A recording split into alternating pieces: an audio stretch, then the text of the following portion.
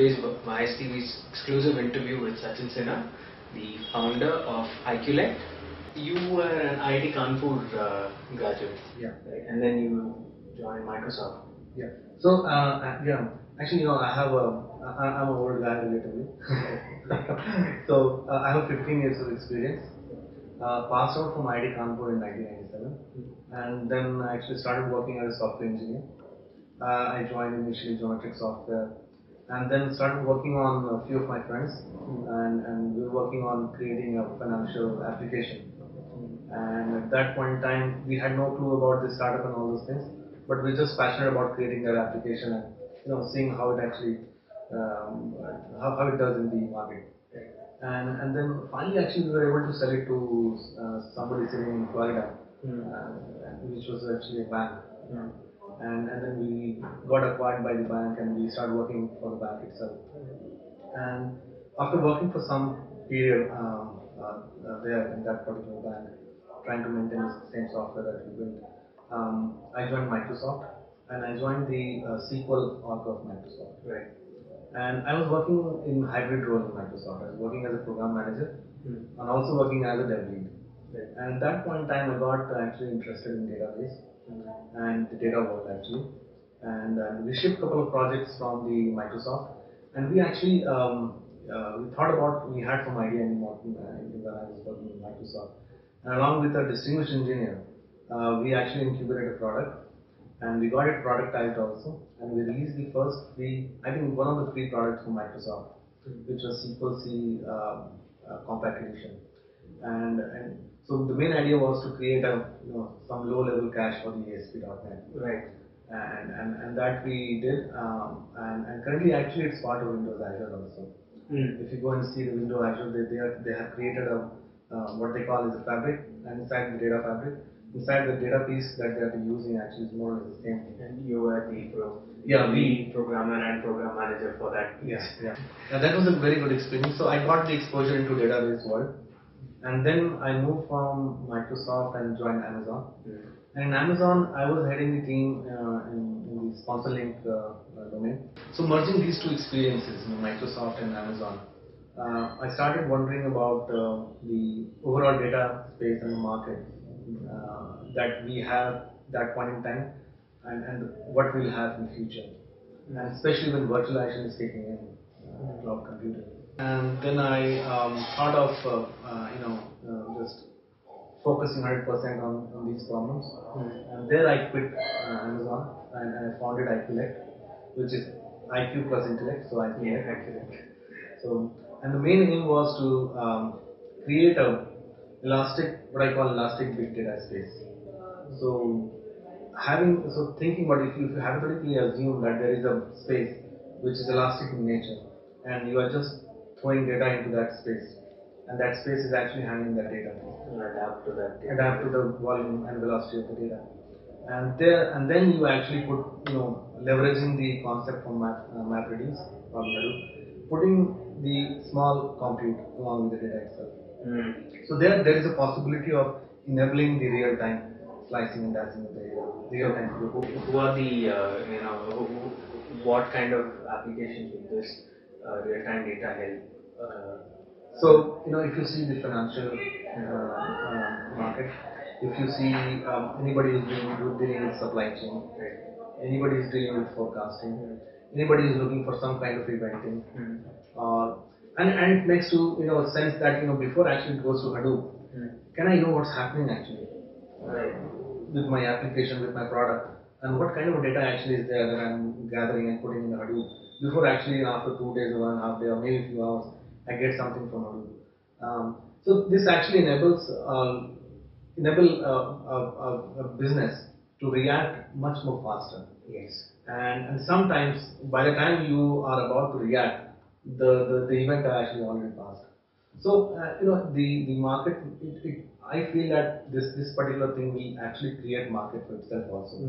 Even though right now a lot of people are feeling that we need these kind of things, but once it's there, you will start seeing that more and more people will come and try to similar kind of experience in their own enterprise.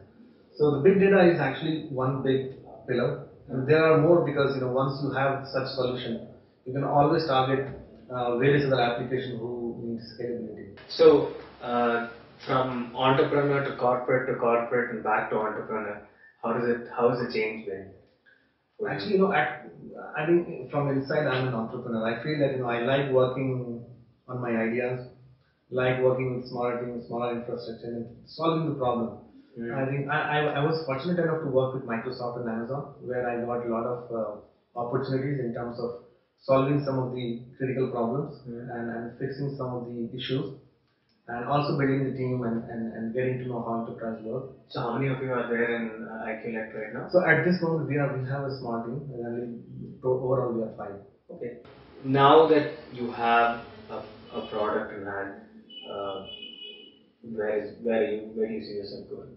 The first goal is to actually create the solution for big data, add more clients, test with the real world application, and there are certain claims that we are making, and we want people to actually go and validate those claims. In terms of evolving both the applications around the IQllect or the IQllects around the application. So that's what actually. So it's a juggling work, and a lot of things are going on at this moment. So in near future, we want to release one of the solutions that we are working towards in big data space, and there are a lot of other plans as well. So we look forward to that. Yeah. The question is what your product is a NoSQL database. Yeah. So what does this landscape look like? What are we talking about? Yeah. I think that's an interesting question. Let me draw some picture. Right. I think it will make things a little bit clear. So let's say this is relational database, which I call RDS. Okay. At this corner, let's call it NoSQL, starting from this column. Okay. And this is, assume that hypothetically this is the landscaping for the database, right, handling the overall infrastructure of database. You have here the key value NoSQL, and these are, let's say, unordered. Okay. As in unstructured? This is unordered, let's say, using hash. Okay. So it's not ordered. When you store the key and value, keys are not stored in particular order. Okay. Randomly stored. Then the next one is you have the same key value, but you have the order. So this becomes, let's say, somebody is using retrieve. A couple of examples in this area. Let's say Berkeley DB. Okay. Here, there is a Tokyo cabinet that is also there, which are there both B and B tree and hash. Okay. And this is, let me also put in some interesting facts. This is totally, let's say, unstructured, and this is structured. Right? This has got low scalability, horizontal especially, and this is highly scalable. Okay. And you also have this is transactional, more or less. Mostly people use it for transactional, and I think that people will keep on using RDS for the transactional. And this is non-transactional. Some to make the contrast, see some differences between these two. And then you move towards once you have this, then you have a columnar DB.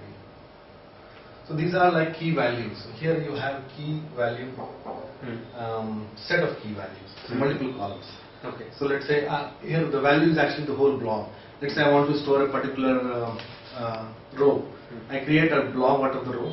I get the whole row into one value and store that using some key. Here you create multiple columns. Still one table, but multiple columns, which is columnar. So there again you have a lot of databases into this columnar space, and then you go and the Google thing, right? The overall big table part, which more or less related, but they handle it using SST, which they call it, which is actually completely designed by Google itself. And then here you have, let's say, graph database. So Neo4j, you're talking about Neo4j, right? Yeah. So it will come somewhere here. So, and then the document database, let's call it a document database. So for example, MongoDB, these are document database. So if you see, as we are moving in this direction, we are actually structuring data in some sense. Yes. So starting from totally unstructured, we have structured we have more structured data here, and then totally structured data here in RDS. But if you see the graph, the overall the scalability goes like this. The similar graph will come for your TPS, which is throughput per second. IOPS, you can also lower here, maximum here. But if you see from the transactional part, it will be just opposite. Right. Because you have more transaction here. So let's say you want to store your account data, you'll be taking some money out of ATM, you would definitely want to use transactional RDS because you don't want to lose your money, right? But when you are actually scaling, you want to scale data which is not that important, not non-transactional. You want to be on this side. You want to be on somewhere. So this is more or less. And you are operating on? So I'm currently operating on these two. Okay. And there is a reason, because my idea is to create the space out of these two. So to sign off, how long do you want to do this? That's a very tough question to answer, because when I started working, I had like 4 sets of big problems before me. Currently, I'm only targeting the first problem, and all are some way intertwined, related some way. And so I think once let's say I've done something in this particular area, I would like to jump into the other 3 problems that we defined initially. So, but we'll see. As I said, we'll also evolve in coming days, and we'll see how we go about it. Absolutely. So it's a pleasure having you here, Sachin. Thanks a lot. All the best. Thank you very much. We look forward Thanks to for hearing more from you. Sure.